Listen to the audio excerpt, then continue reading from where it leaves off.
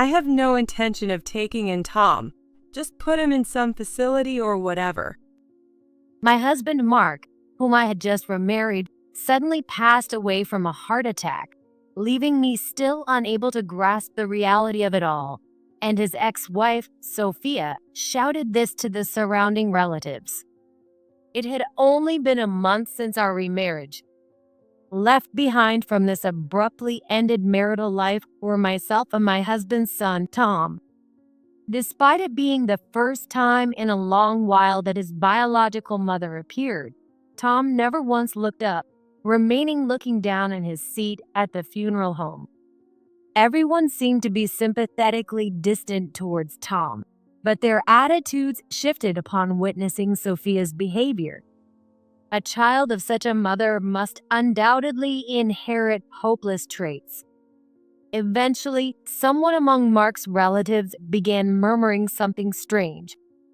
Who's going to take in Tom then? How about your place? Or it's impossible for us, they selfishly said. I slowly stood up, walked over to Tom, and looked into his face. Are you okay? Do you want to go to another room? Hey, you don't have to hold back for me. I'll just go to a facility or something. I felt a tightening in my chest and almost unconsciously hugged Tom. I felt the cold stares of those around us. When someone audibly said, raising her dead husband's child, is she insane? My head heated up. I let go of Tom, grabbed his hand, and yelled at the distant relatives. No matter what anyone says, I will raise him properly. My fervent declaration had everyone at the funeral home looking on in disbelief. Then, a small elderly man who had been sitting in the funeral home chairs cleared his throat with a small cough, walked up to me, and peered into my eyes. This elderly man was my father, Robert, whom I hadn't seen in a long time. Are you saying you'll raise that child alone? Yes, I'll make sure Mark's child turns out right. Don't be ridiculous. Robert suddenly pulled Tom's arm, dragging him out of the funeral home. My name is Amy. My boyfriend and I, who met in college, were living together with the thought that we would get married someday. On an ordinary day, not meant as a celebration, he gave me a proposal-like phrase. It wasn't particularly fancy or romantic, but I remember being delighted by the cute little flower he gave me at that moment. He had picked a star-shaped white flower that grew wild in a corner of a nearby parking lot. It was a tiny flower called a spring star flower, and when I received it, I could faintly smell the Chinese chives, and we both laughed. The proposal didn't immediately lead to marriage, but after some time, I decided to go to the gynecologist alone. When I told my friend that I might marry my boyfriend, she asked, "Aren't you going to get tested first?" Sitting in the clean waiting room of the gynecologist's office, I noticed a mother and daughter next to me. The daughter, seemingly in her 20s, and her mother were chatting quietly. I overheard that the daughter was getting married next month. I wasn't trying to eavesdrop, but the mother was speaking a bit loudly, and it seemed the daughter was going to have a bridal check. I had come here with the same thoughts after accepting his proposal, but I felt a bit scared, as if trembling. What if the tests today find some illness? What should I do? What should I explain to him? I wanted to ask the mother and daughter sitting next to me, smiling and chatting. Hey, if they find something, would you still marry that person you care about? The warm sunlight was illuminating the waiting room through the window. As I watched the mother and daughter leave the clinic with smiles after their consultation, it was my turn. After my examination, I left the hospital, and the sky, which had been clear until then, was now overcast, looking like it might start raining at any moment. A few weeks later, I received the results of the examination. learning that my body would have difficulty having children. Eventually, I broke up with that boyfriend. I didn't explain the reason to him. No, I didn't want to explain. I didn't want his sympathy, and frankly, I never really wanted children. Sometimes when I see families with children, I have to look away, otherwise it feels too painful, and my mood sinks. Years later, I met a man named Mark through work and found myself drawn to him. Despite having decided never to fall in love again, there was something about Mark's lonely expression that attracted me. I proposed a relationship to Mark.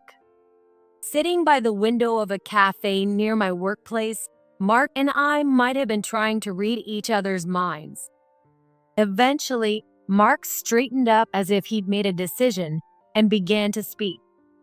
I actually have a history of divorce, and I have a son who lives with me. I see. That's okay with me. And I have trouble conceiving children. Oh, That's why I'd like to raise your child as if he were my own. At that time, I had never met Mark's son. But if he was Mark's child, I was determined to take good care of him. Mark showed a hint of sadness in his smile, and then whispered thank you in a faint, thin voice. And that was the beginning of our relationship. Mark's ex-wife, Sophia, had apparently abandoned the housework and childcare and left home. I don't know if that was the direct cause, but I'm sure their son, Tom, must have been lonely. Despite being only 10 years old, Tom would hang out late at the station front with older friends. Mark often came home late from work and didn't have much time to spend with Tom. Soon after we started dating, I made sure to meet Tom. I didn't sugarcoat it because he was a child. I was serious about marrying Mark and told him so. From then on, I visited their home daily, preparing meals and spending time with Tom. Hamburgers, omelet, fried chicken. I cooked meals that children love and made sure Tom ate plenty. At first, Tom was a bit hesitant to eat my cooking, but he gradually opened up and showed his genuine, childlike side. Tom, do you like tonight's dinner? Yeah, well, it's good. I wanted to keep Tom from wandering out at night, so I started finishing my work early and always came over in the evening to cook. Mark was deeply grateful for this, and a year into our relationship, we decided to get married. Legally becoming Tom's real parent made me genuinely happy. We didn't report our marriage to our parents. It seems Mark's parents had already passed away. I wasn't on bad terms with my own parents, nor were there any special circumstances, but I hadn't seen them in years. Raised by my father after losing my mother as a child. Mike smiled and said, "If there aren't any major issues, I'd like to meet your dad someday." I hesitated a bit, but then nodded in agreement. After getting married, I tried even harder than before to cook lots of meals for Tom and do as much as a mother would. I had no role model for a mother. My father was always busy with work, and I don't have many memories of being pampered. A few young women who seemed to be employees at my father's glass factory would come by to keep me company and cook for me. The sound of glass clinking at the nearby factory would often be heard late into the night, a memory that still lingers.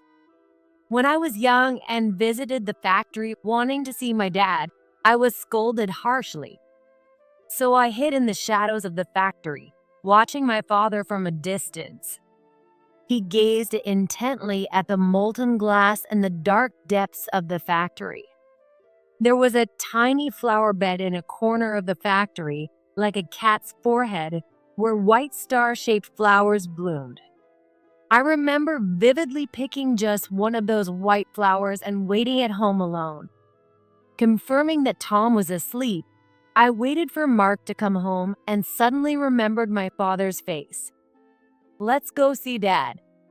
I want to introduce him to Mark and Tom." I was curious about how he would react. As I was pulling up my father's contact on my phone, a call came in from an unknown number. I put the phone to my ear. It was cold. The voice of the woman I didn't know, the content of the call, the air around me, everything felt cold. It was news that Mark had suddenly collapsed at work and was taken to the hospital in an ambulance. I wanted to rush to the hospital immediately, but thinking of Tom, who was asleep, I hesitated. And that hesitation is something I would regret for the rest of my life. An hour after Mark was rushed to the hospital by ambulance, I was contacted again. He had passed away. I later received an explanation from the doctor that it seemed to be a heart attack. Honestly, the cause of death didn't matter to me. What I wanted to know wasn't why Mark had died. What I needed to know was how Tom and I were supposed to live from now on. No tears came when Mark died. It was all too sudden, and it didn't feel real. Without much thought, I vaguely discussed funeral arrangements with the funeral home the hospital recommended, and things proceeded mechanically. Tom probably felt the same unreality. He sat in the funeral home chair with his usual expression, looking bored at the floor. A flamboyantly dressed woman appeared, looking around, and soon a commotion started with Mark's relatives. I couldn't hear their conversation clearly, but she was Sophia, Mark's divorced ex-wife, pressing about whether there was any inheritance. While the relatives desperately explained that there was none, someone seemed to ask what would happen to Tom. Sophia caused quite a scene at the funeral. I have no intention of taking in Tom. Just put him in some facility or whatever. He is hurting the most. Can't you stop being so selfish? Oh, are you Mark's new wife? I heard you just got married and then he died, right? What do you do in such a case? You have no real connection to Tom, and you feel a bond after just a month? As I continued to glare without answering, Sophia shrugged and smirked. You're still young, aren't you? Better make a choice you won't regret. With that parting shot, she left the funeral home. Despite his biological mother appearing after a long time, Tom never once looked up. Everyone had shown sympathy from a distance, but the attitude changed after witnessing the ex-wife's behavior. A child of such a mother must undoubtedly have the same hopeless traits. Blood is thicker than water. There's no obligation to raise a child not related by blood. I heard such whispers from all around. Eventually, someone among Mark's relatives started saying strange things. Who's going to take in Tom then? How about your place? Or it's impossible for us, they selfishly said. I quickly stood up and rushed over to Tom, peering into his face. Are you okay? Want to go somewhere else? Hey, you don't have to hold back for me. I'll just go to a facility or something. I felt a tightness in my chest and almost unconsciously hugged Tom. I could feel the cold stares on my back. When someone loudly said, "Raising your dead husband's child, is she out of her mind?" my head heated up. I let go of Tom, grabbed his hand, and shouted at the distant relatives. No matter what anyone says, I will raise him properly. Try to calm down. You have no such obligation. Honestly, it might be better for your future to just put him in a facility. Shut up. I will make sure to raise him properly on my own. My fervent declaration had everyone at the funeral home looking on in disbelief. If I left Tom's side now that Mark was gone, what would become of his life? I didn't want him to feel the loneliness I felt as a child. I didn't want that for him. Then, A small elderly man seated in the funeral home chairs cleared his throat with a small cough, walked up to me, and peered into my eyes. The elderly man was my father, Robert, whom I hadn't seen in a long time. Are you saying you'll raise that child alone? Yes, I'll make sure Mark's child turns out right. Don't be ridiculous. You have no idea how hard that will be. Robert suddenly pulled Tom's arm, dragging him out of the funeral home. Unconcerned with the other stunned relatives, he faced each other in the empty parking lot just outside the funeral home. I tried to pull Tom away from my father, but despite his small stature, he pushed back with surprising strength. You said your name was Tom, right? I'm your grandpa. Huh? Yeah. I'm telling you, you'd have to move, but would you come live at my place? There's a factory where I work nearby. It's a bit noisy, though. As Tom struggled to respond to the sudden proposal, Robert turned to me with a sad look. Amy, come to our house. Raising a child alone as a single mother would make him sad, and it would be tough on you too, so come back home with us. After the funeral, the relatives stopped saying unnecessary things to me. It was as if they no longer wanted anything more to do with Tom and me. I'd shown bravado about raising Tom alone, but it was just a front. In reality, I was scared and anxious, and I even wished I could disappear. Tom hadn't cried since Mark passed away, and I hadn't yet felt the reality or sadness of his death. But when Robert reached out to me and asked with concern, "Are you okay?" Something that had been sealed inside my chest surged forward, and I found myself unexpectedly hugging my father and crying. It felt like Tom was watching me as I continued to cry like a child, just staring blankly.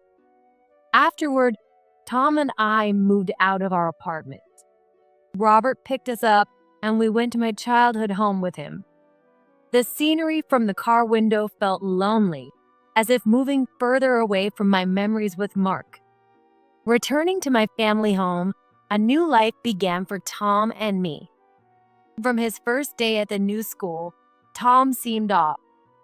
"Making friends doesn't happen overnight," I said lightly, encouraging him before sending him off to school again the next day. I started helping out at my father's glass factory. Inside, a few male artisans were making glassware while blowing glass. My job was to inspect the finished glass products. I would pick up each piece, one by one, and wipe them down with a cloth. When I was young, I was scolded for entering the dangerous factory, and I used to watch the work from outside. And now, as an adult, I was doing the work I had once watched, which felt profoundly moving.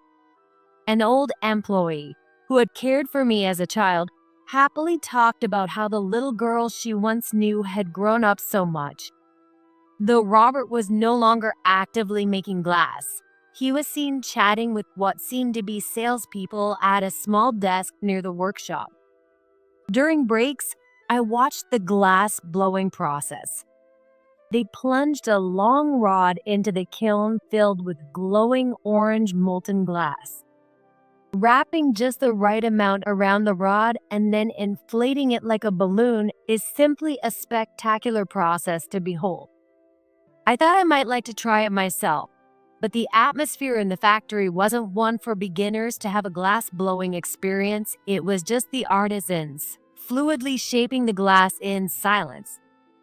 Thinking that my father was leading these skilled craftsmen filled me with a bit of pride. At that time, I think I was trying hard to adapt to a new life. And I'm sure Tom was too. At a school PTA meeting, an overly helpful parent told me about Tom's situation at school. Apparently, the fact that Tom and I were not related by blood had already become a neighborhood rumor and was a topic of conversation among the students at his school. Hearing that at night, I started walking with heavy steps, various thoughts swirling in my mind. I had been completely unaware of this, hadn't even imagined it. I should have thought about it, but it never crossed my mind. Much of what I felt was regret, excuses, evasion, and a strong wish that Mark were here with me at such a time. When I got home, I found Tom's stuff scattered around the room. I walked down the hallway and knocked on Tom's room door. "Tom, can I talk to you for a moment?" Don't open it. Tom's slightly hoarse voice came back. After taking a breath, I whispered, "Sorry." "Hey, Tom, if you're okay with it, could you tell me what happened at school?" Tom didn't answer. I stood in front of the door for a while, but eventually gave up and started to prepare dinner. Day by day, my conversations with Tom diminished. It seems like Tom has completely stopped sharing any updates, perhaps because he's caught on to me forcing smiles to pry into how things are going at school. Eventually, he stopped going to school altogether and began shutting himself in his room, leading a life akin to that of a recluse. Though he would leave home in the morning with his backpack, presumably for school, it seemed he returned home after I left for work. Even at work, where I needed to concentrate, thoughts of Tom distracted me, leading to silly mistakes like dropping newly made glassware, which got me scolded often. Robert noticed my distress and offered advice with few words. But I felt unable to share my troubles with a father who had immersed himself in work and neglected me when I was young, believing he could never truly understand my current situation. However, Robert, after work, would repeatedly pull me aside to insist, "If there's anything, just talk to me." No matter how many times he said it, I couldn't bring myself to discuss it with him. Each time he urged me to consult him about anything felt like a push on my back saying, "Take care of Tom," night after night. I pondered this until I came up with a plan. One morning, as Tom quietly ate his breakfast, I handed him a smartphone. Tom's face lit up with a rare bright expression, and I managed a small smile. I bought a smartphone with a matching design to mine. If it's hard to talk about school, you can email me. I might be able to help. Yeah, Tom carefully cradled the new smartphone in both hands on the table. After that, there was no contact from Tom for a while. I hadn't even had time to teach him how to use the smartphone, so it was only natural. But then, one day, I suddenly received an email. His email read something like this: "A kind guy working at the glass factory showed me how to use my smartphone, so I thought I'd email you." Gradually, though slowly, he began to share bits about school via email. As a mother, I wanted to do everything I could, but even after hearing about his school experiences, I felt powerless to help beyond sending encouraging words through emails. Perhaps it was meaningful to him, though, because after a while with the smartphone, Tom started attending school regularly again, leading a normal school life. Even as a middle schooler, he caused no major problems and attended school diligently, eventually becoming a high school student. By this time, Tom was able to talk about school events face to face without needing to email, and I was impressed by his forthrightness. On a holiday, Robert took Tom to tour the glass factory.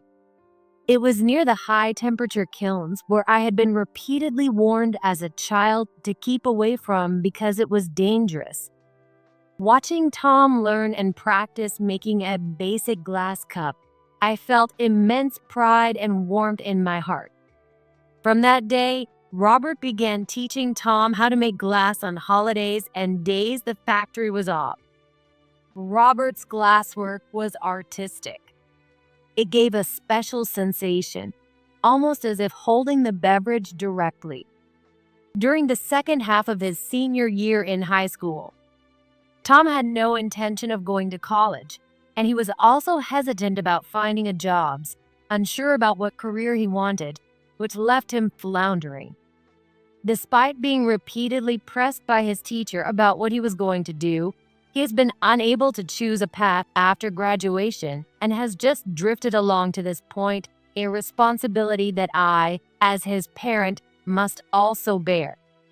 While I kept Tom company practicing glassmaking during holidays, I worked on paperwork in the corner of the factory. During a break, or perhaps it was, Tom and Robert sat on pipe chairs, staring at the heated glass kiln. In an era where glass manufacturing is moving from handcraft to machinery in most factories, is there a point in continuing handcraft? As Tom asked Robert a question out of curiosity, Robert crossed his arms and furrowed his brow. During his adolescence, it's unclear how Tom perceived Robert, the craftsman, but Robert was seriously contemplating the weight of Tom's words.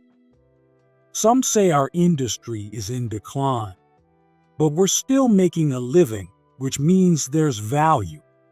There are people who recognize the value in the glass I make. Aren't you afraid of going bankrupt? I am extremely fearful. Yes, bankruptcy is terrifying. I approached and offered them cups of Coke. These were some of the glass cups Tom had made as practice. Robert sipped the Coke from one of Tom's cups, and his expression turned slightly sad. The world's glass products were being mechanized when I was young. Amy was little, and I didn't have time to play with her. Every day was frightening, and I was desperate, feeling almost out of my mind with the pressure to work. I wonder if Mom felt lonely. Yes, probably. I hardly took care of Amy at all. The thought that I was her only dependable family member truly frightened me. Robert looked around the factory. My wife had just passed away when I started this company. There was no time to grieve. I needed money to raise Amy. I had to keep the company going to support the employees. I was desperate not to make my beloved daughter sad. Dad. Embarrassing, isn't it? I'm just a man who can only think of himself. I hesitated, but then reached out and touched Robert's hand. His hands were terribly thin, yet large with long fingers. With these hands, he must have crafted countless glasses. I found myself kneeling in front of Robert, unknowingly cradling his hands. There was something profound being conveyed. It felt as though something was speaking to my heart. Thank you, Dad, for raising me. Didn't you listen? I didn't do anything. I was just desperately afraid of being lost. No, you see. I knew Dad was working desperately for my sake.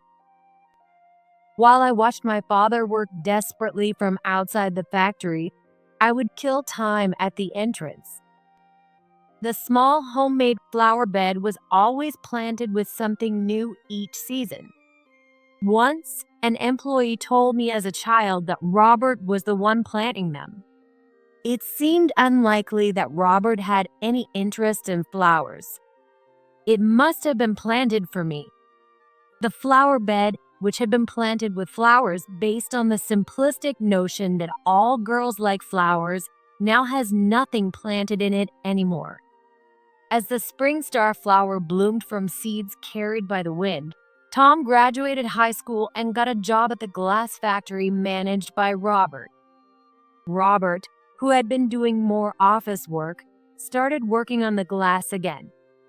Watching him skillfully craft complex glass pieces was purely impressive, and both Tom and I looked on with respect. As time went on, Tom married a daughter from a business partner Robert had introduced. When it was suggested to build a duplex, I strongly objected, but Tom insisted he wanted to live together, so I reluctantly agreed. Tom also invited Robert to live with us. I can't sleep unless I'm near the factory. Robert had refused, saying that.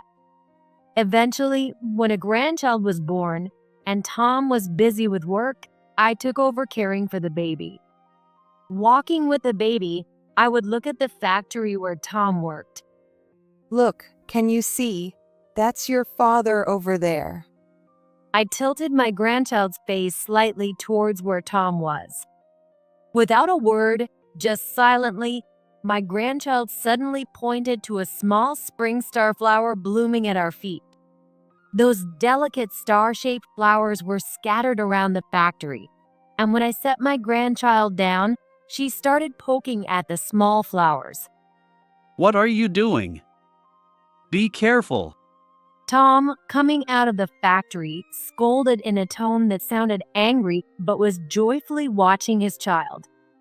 Looking beyond that smile at the small life, I thought about how I want to protect it forever.